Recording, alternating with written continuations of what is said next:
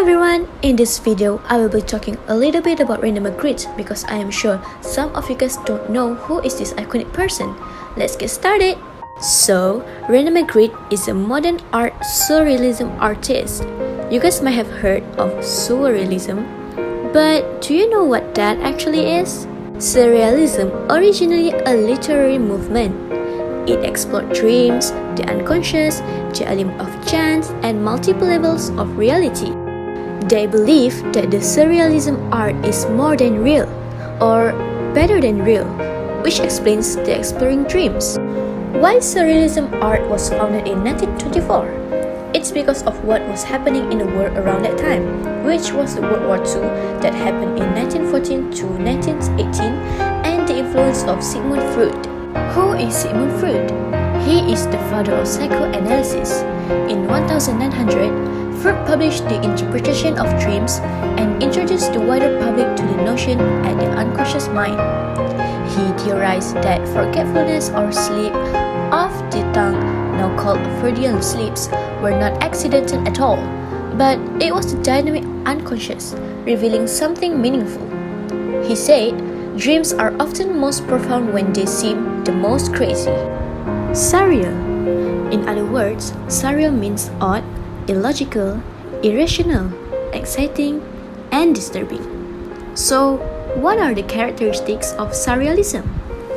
It is the reaction to chaos of World War II, influence of Freud, which are dreams and subconscious, impossible scale, they are reversal of natural laws, double images, and juxtaposition. Surrealism is very popular in France, Germany, Catalonia, and Belgium. Now, for the most awaited part, and back to the purpose of this video, I will be talking about one of the surrealist artists, and the artist that I chose is René Magritte. René Magritte was an internationally acclaimed surrealist artist of all time, yet it was not until his 50s when he was finally able to reach some form of fame and recognition for his work. René Magritte described his painting saying, "My painting is visible images which conceal nothing.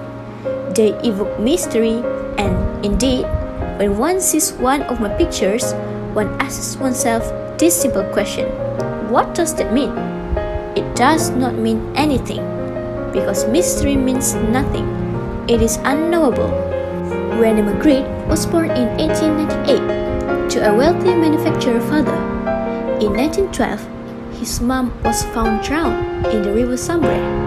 She has committed suicide, and the family was publicly humiliated because of it. From 1916 to 1918, René decided to study at the Académie des Beaux-Arts, which was located in Brussels.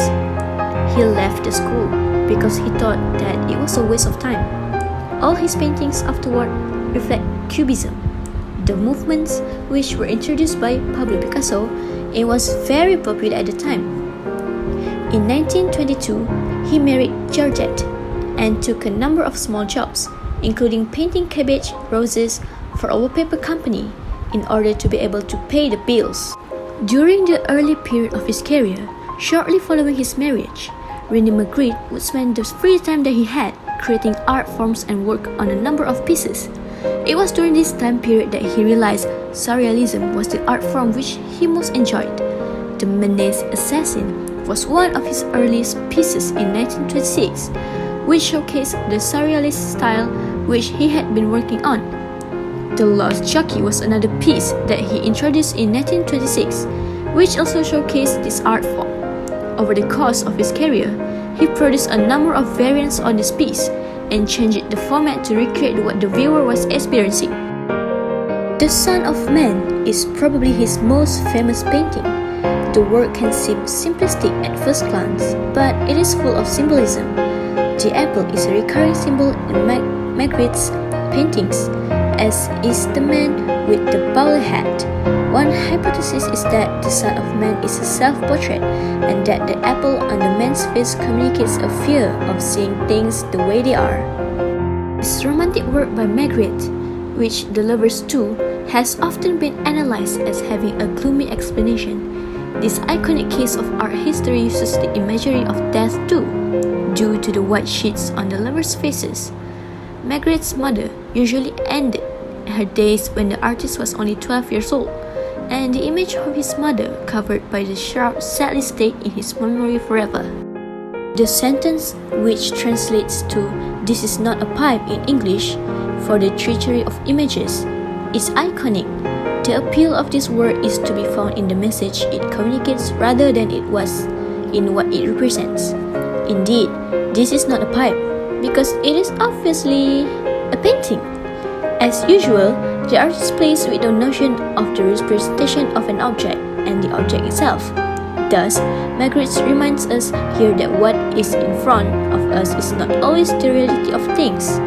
Although he died in 1967 of pancreatic cancer, much of the work of René Magritte is still on display today in his hometown and around the world. Not only did he introduce a new style, but he was also a leader in the Surrealist style. Along with Dali's persistence of memory, Magritte's masterpieces, The Son of Man and The Treachery of Images, become the iconic images of the Surrealism movement.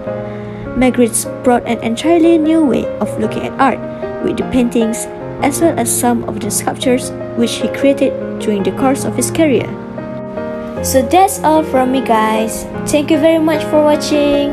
Thank you so much. Bye bye. See you guys later.